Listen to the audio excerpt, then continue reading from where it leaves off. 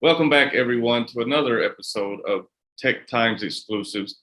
And today we're talking with Dee Coakley. She's the CEO and co-founder of Boundless, which is an international employee of record organization that helps startups navigate employment, as well as international employees maximize their benefits of living abroad and working in a different country. So Dee, thank you very much for joining us today. Thank you, Chris. I'm really good to meet you. Thanks for having me here.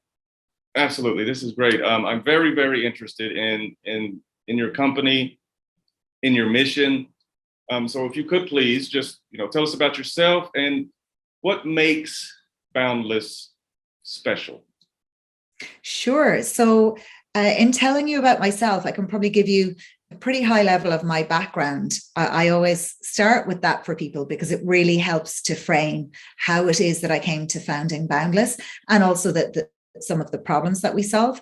So I spent 10 years in COO roles with B2B software companies. Okay.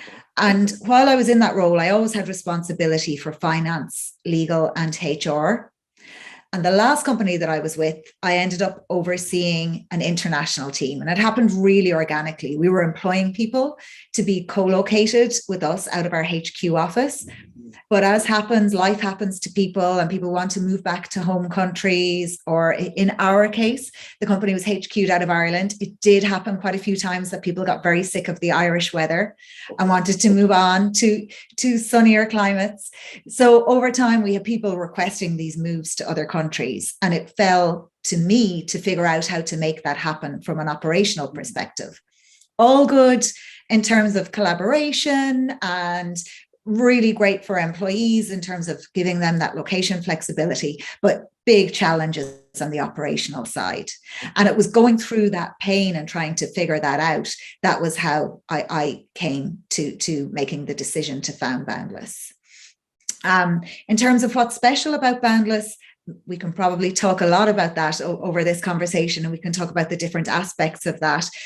For me, founding this company, what I really love about running Boundless is that we're very much a values-driven organization. I myself, my fundamental personal beliefs and how I was brought up, I believe in people contributing to the societies that they live in, wherever it is that they live in the world, participating in the local tax system and contributing in that way. And I think for employers and companies, being great employers, respecting the people that work for you, making sure that you are giving them everything that they're entitled to, and also being sensitive to their cultural needs and expectations and the norms of where it is that they live. All of those things are very, very important to me. And with Boundless and what it is that we do, and we'll talk more about that in a minute, but that's very much aligned with Boundless and our goals. Okay, well, yeah, I completely agree. It's I think to keep an employee productive, to keep morale up, no matter where they are, you have to be sensitive and cognizant maybe that things aren't the same everywhere. Like minor cultural differences can send, a great employee, looking for a job. Absolutely. And if you're employing a group of people in a country and you don't understand what matters to them, if you don't understand that your French employees are going to want a good, decent time for their lunch break, because if people are working at a co-working space, for example, in France, it is really common that everyone at the co-working space sits down together, maybe for 90 minutes, and they have a really great lunch with really good food. Where I live in Ireland, that is not so common at co-working spaces. You might grab a quick sandwich and eat it at your desk while you're working. But people in French are allergic to that style of working. I would argue they have it figured out. Right. They know what they're doing over there. But as an employer, if you're a US employer, for example, you need to understand that that's how things are done there. Yeah, absolutely. And it's great that you're bringing this to, especially now, I think, since, we've had this incredible shift over, especially in the workplace ethics, workplace culture over the last couple of years. It's great that someone is tackling this issue, I'm sure, I guess we could call it that. I'm sure a lot of companies, as well as the working class, have been dealing with more so now than ever. Much more so now. And it's interesting because at the start of the conversation, you mentioned tech companies.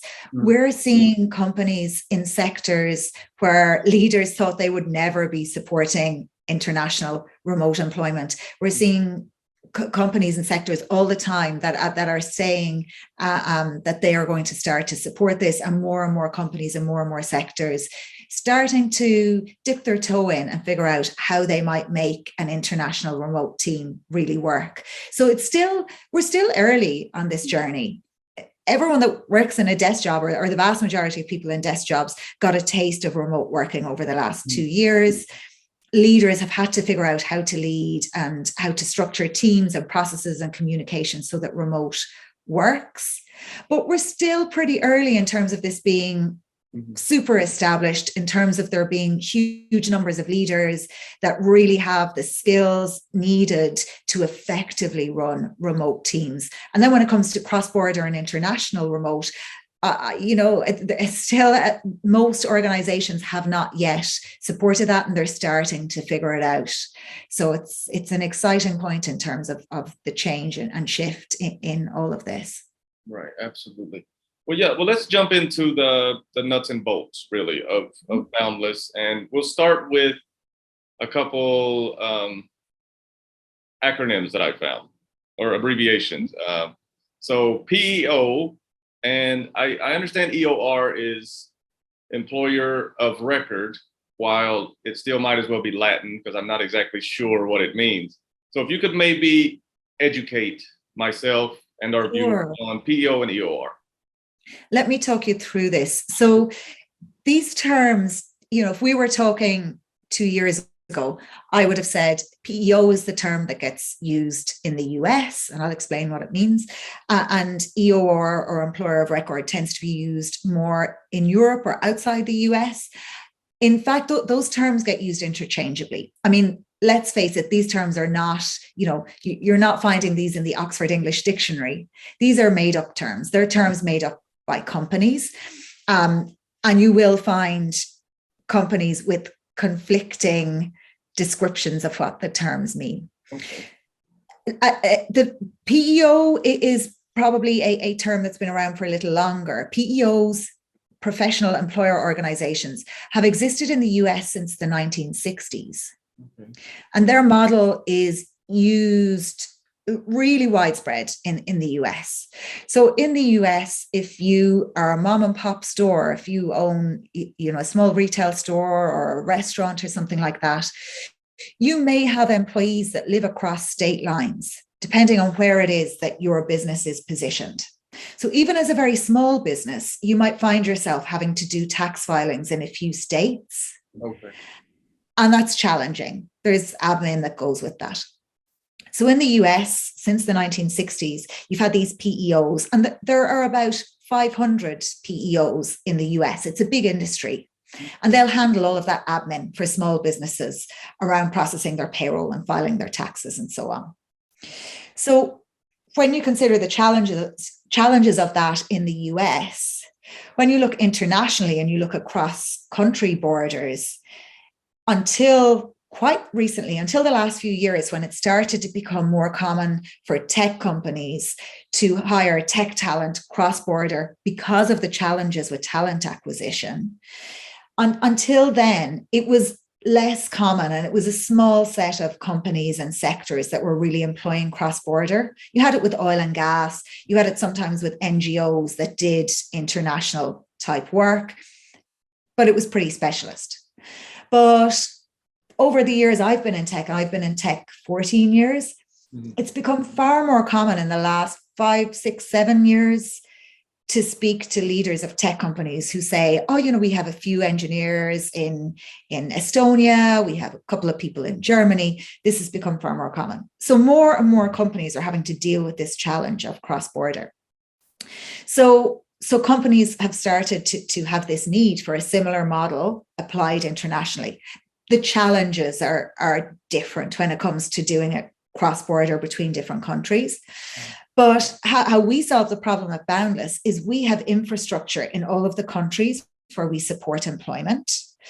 And by infrastructure, I mean registered local entities, local bank accounts, registrations with local tax authorities, relationships with local benefits providers, and a whole host of paperwork and everything that goes with getting set up employing people. We have all of that established across a whole range of countries. Because we have that, we can then act as an employer of record, an EOR. Okay. So what that means is Boundless can act as the legal employer on our customers' behalf. So we use the term employer of record to describe what it is that we're doing, the model that we use. You could say that Boundless is a professional employer organization. We are a PEO. We act as an employer of record. We use the employer of record model. Oh, okay.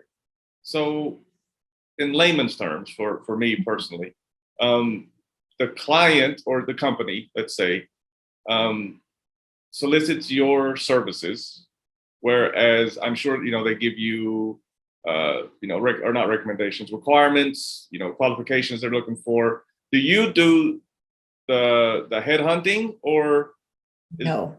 So once they hire, they move to you. Exactly. So we're not involved in talent sourcing. Okay. It's not our area of expertise. Our talent sourcing is a huge challenge, right? Mm-hmm. So our customers certainly have challenges with talent sourcing, but they know what their roles are. They know what type of talent they're looking for. So our customers will come to us, and they might, I always say it's not usually a case that they just have one of these problems. They usually are experiencing all of these problems simultaneously. They may have a number of people that have been working as independent contractors for them for quite some time. They're using independent contracting because they haven't figured out how to compliantly employ them cross-border, and they want to convert those people to employees. That's one use case. They may have identified talent in a country. So, someone based in France may have come across you. They may have seen your resume, think you're a super hire, and they want to make a job offer to you. Or they might be thinking strategically and planning their team expansion and looking at a few countries and seeing if those countries would work for them. And the other one we see is individuals moving country. So customers will come to us and say, we have this awesome team, but one person's just asked to move to Germany and another person is looking to move to Denmark. How do we handle this? So there are the circumstances through which people come to us. So in all of those cases, the company either has identified the talent themselves, or the people are already working for them, or they are about to set out sourcing talent in a specific territory. Okay, so Boundless comes in when it's time to make sure everything is compliant, make sure the employees, wherever they may be, are, the payroll, intricacies of payroll, those type taxes, for example, those type things. Exactly. So there's two buckets, two categories of problems that we solve. The first one is around employment regulations, and it's the HR stuff. Right. So it's making sure that the individuals are signed up to a locally compliant employment agreement. Mm-hmm. So in some countries, you don't have to have a contract. If you employ someone in New York, you give them an offer letter. You don't have to have a contract. Most countries around the world, it's really important that there's really clear legislation that says you must have an employment contract. Mm-hmm. And pretty much all countries will stipulate certain pieces of information that need to be in that employment contract. So when someone comes to us, when a customer comes to us and they're ready to start working with Boundless, they'll usually be at that point where they're saying, we want to get an employment agreement together for this person. So we take care of all of that stuff relating to the employment rules, employer obligations, all of that stuff. And then the second piece that we take care of is payroll. So everything relating to processing the payroll, filing the taxes, making payments to the payroll, to the local tax authorities, but also anything benefits related, which we consider part of payroll. But benefits is something. And if you have an international team, harmonization of benefits for international teams is a huge challenge. So that's something we get really stuck into and help customers with. Okay, so you basically do the heavy lifting of, people, the employees me, you, everyone, while we may be passionate about our jobs, we are there to, to create an income. So, It's true. if you love your job, no matter how much you love your job, if the payroll is not a smooth process, then you can just be like, you know what? Let me give you a really interesting example. Yeah, please do. How payroll can bite you in the butt. Okay. Anyone that follows media, I'm based in Ireland, I'm from Ireland originally. Anyone that follows media in Ireland will have been very aware, or anyone that visited Ireland over the last 6 weeks or so will have been very aware of a huge media story here, where the main international airport, Dublin Airport, had a crisis situation where they could not deal with the numbers of passengers going through the airport. And there was one weekend a few weeks ago where thousands of people missed their flights. And usually it's a really efficient, well-run airport. I travel through it all the time, and usually there's no problem. But over a period of a few weeks, passengers were having to line up outside the airport, and people couldn't even get people into the airport. The queues were so long and it was just so crazy. Security was completely chaotic. They couldn't get people through fast enough. Absolute disaster, to the extent that government ministers met with the leadership of the airport every single day on a daily basis until they'd sorted this stuff out. Wow. Journalists uncovered a few days into this thing, what had happened was, and there were a few problems, right? They were suffering post-COVID challenges where they had let staff go and needed to hire, but the hiring process was slow and lengthy. But on this particular Sunday, where thousands of people missed their flights, they were down 37 staff in airport security. Oh my God. It transpired that there had been a disruption, actually a cyber attack on the payroll software system, external payroll software provider. There had been a cyber attack last November. Mm-hmm. It had not been resolved until April. Oh my. And people were still waiting on back pay and for pay to be rectified over that period of time. Mm-hmm. And it reached a stage where the staff were so angry, they refused to do overtime. Mm-hmm. Suddenly, summer travel period hit. Right. Ordinarily, all of the security team would be doing overtime. It was desperately needed. And staff were saying, you haven't been paying me right. You owe me money. Why would I do this for you? Right.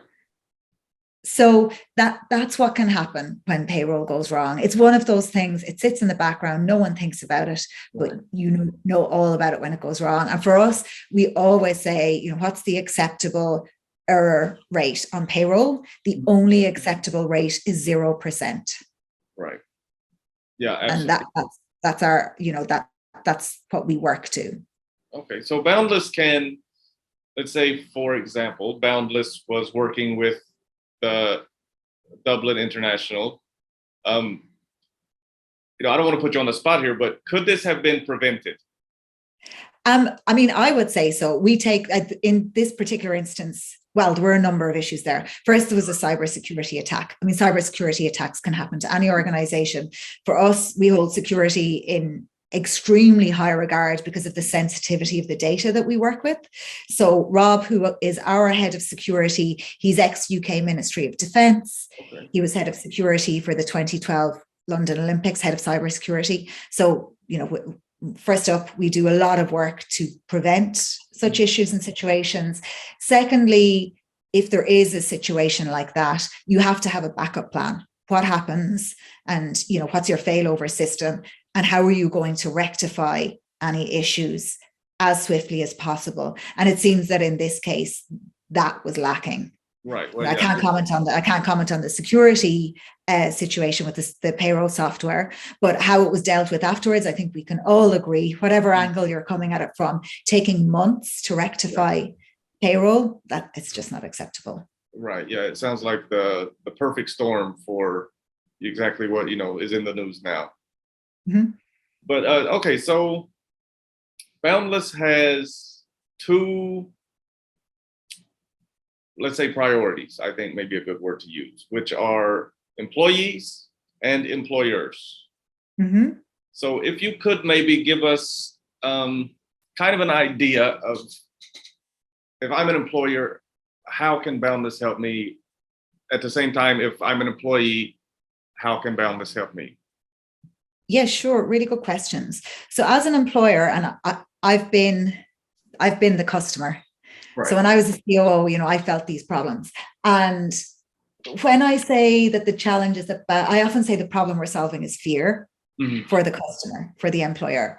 And when I say that these problems used to keep me awake at night, I mean that in a very literal sense. I used to lie awake, stressing that maybe I'd gotten something wrong or hadn't taken care of something. And the reality is, when it comes to complying with things like immigration regulations, employment regulations, tax laws, non-compliance in many countries is a criminal offense. Right. This is not light stuff. This is heavy stuff. Right. And if you're a director of a company, you have an obligation to get this stuff right. You don't get to choose. You don't get to hit pause and say, I'll comply some of the time, not all of the time, or I'll figure this stuff out when we have more money or we're further down the line. As soon as you start employing people, you have to comply with this stuff. So from a customer or employer perspective, there's solving the fear, which in my mind is the number one. It's the emotional stuff. And that's the stuff that really matters to people.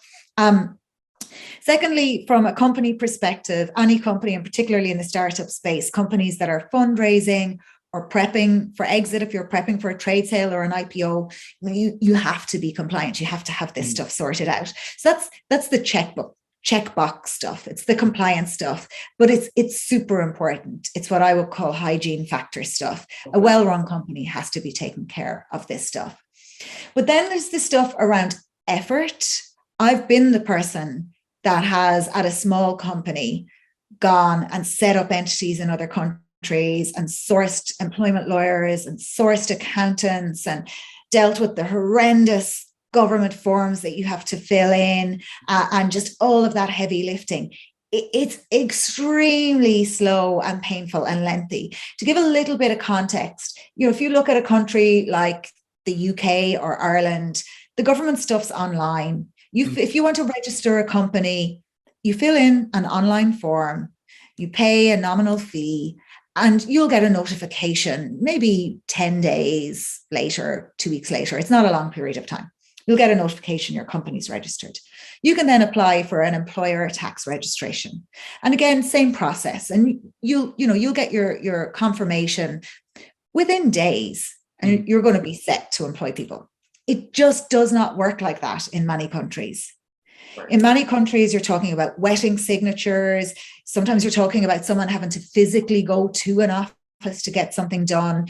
You're talking about a completely opaque process where there might be timelines set out on a website, but the real world bears no resemblance to that. And in many countries, this process will take you 8 to 10 months.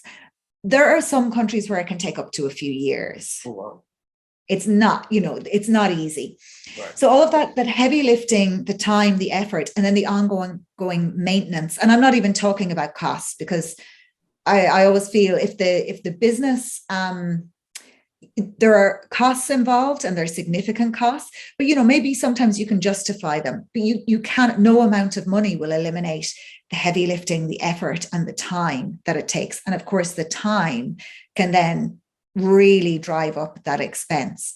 But the ongoing maintenance, having to deal with lawyers, having to file taxes on a monthly basis, having to file, all of your annual accounting information and your annual returns to the company registration authority, we just eliminate all of that. Oh, wow. So our customers don't need, we always say we operate from the assumption that our customers don't understand anything about employing anyone or running payroll in this country. We just take care of it all. So that's how we help companies. And then on the employee side, we don't target employees directly. We're selling to companies. Right. But we do get lots of inbound from employees, and we hop on calls all the time with employees who perhaps are considering moving to a new country and they're wondering how they might make that work. They're hoping to put a proposal together for their employer. Or what often happens is an individual goes to their line manager and says, look, this is something I really want to do. Line manager speaks to senior leadership and they say, look, we don't know how to do this. Right. If they can figure that out, we'd like to support them, but we don't have the resources to go and figure this out.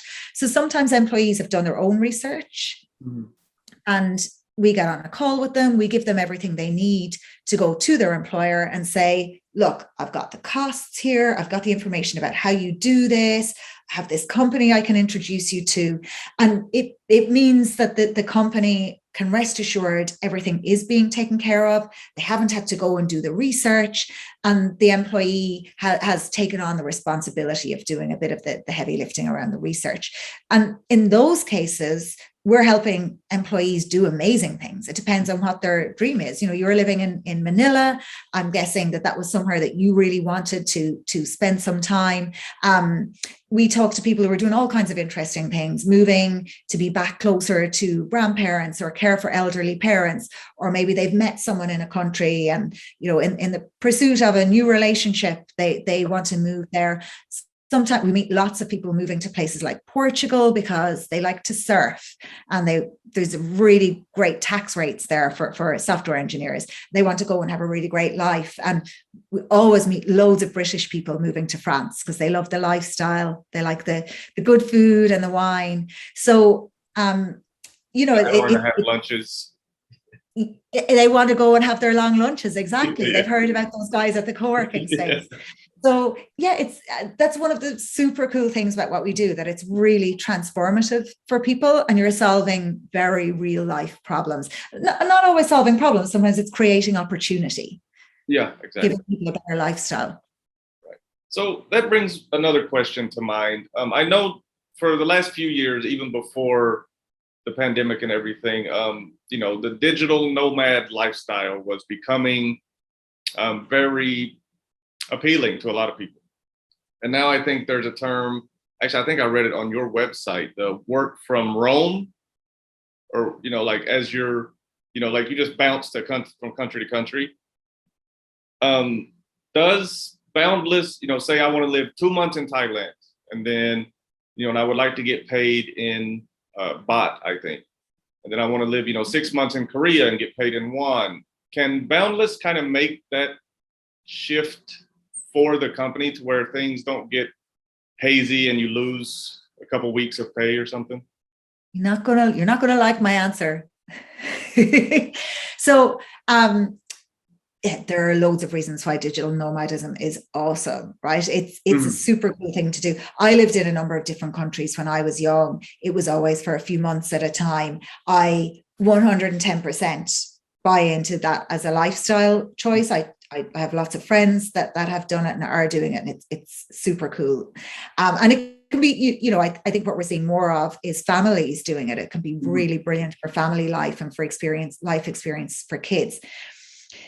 The reality is it is extremely challenging from a compliance perspective for any company that you're working for. Yeah. Now, let's talk a second about independent contracting versus employment. Okay. Right. So every country has its own rules and regulations, and there'll be specific legislation in every country around what's a contractor, who can call themselves a contractor, or when does someone start to become a de facto employee. And we heard loads over the last few years about worker misclassification when we look at the Uber legal cases. And all of those legal cases Uber faced in many different countries, they were based on this legislation around when can you call someone a contractor or when is someone an employee. And the reality is in most, I'm talking broad brush strokes, right? This is a big generalization. You have to look at a specific country to understand this. But most countries, most governments will say, well, does this person work full time for your company? Is your company providing their sole source of income? Are they paid the same amount each month?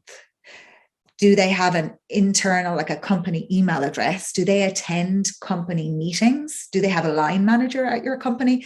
If the answer to most of these things is yes, then most governments say that person is an employee. It is illegal to classify them as an independent contractor. Mm. But if a person has multiple clients, if they're being paid based on the work that they do, so they're not on a salary, they're paid based on the work that they deliver, hours that they work, or delivering projects.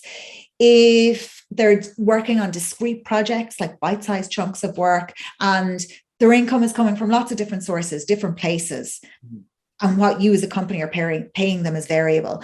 That person, if they have a registered entity and they're billing through that registered entity, that person is an independent contractor. That kind of arrangement, from a legal and compliance perspective, it doesn't matter where they live.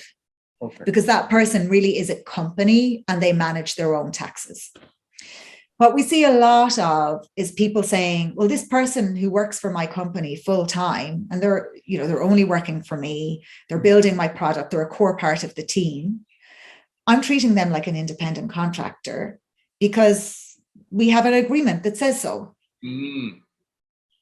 But almost every government in the world will say your agreement is not worth, just because you write something on a piece of paper does not make it legal. Right. And most governments will say this person is a de facto employee. That then means at any point in time, as they're hopping around wherever they are, they're entitled to the employment protections of that country. So you as an employer, it's constantly shifting and changing what you need to be doing to be a compliant employer. They need to have a tax residency, right? So everybody has to have a tax residency. Everyone has to be tax resident somewhere. Right. If you're moving around constantly, maybe you're not creating a tax liability in that country. But the company is always going to have to check and see where there is a tax liability, and the individual really should be checking as well. They do need to be aware, and every country's rules are so different. You need to check. So yeah, it's really, really tricky, and in most cases, you're going to be breaking some laws somewhere if you're hopping around very regularly. Right. Yeah. Okay. Well, that was a great answer, actually. Maybe not what I wanted to hear, but a great answer. You never want to hear this one, but it's the way it is. But I'm sure we could, sit here probably for hours and talk about this. It's incredibly interesting, incredibly applicable to my life, and you're obviously very passionate. So this conversation could go forever. But I'm going to wrap it up for now.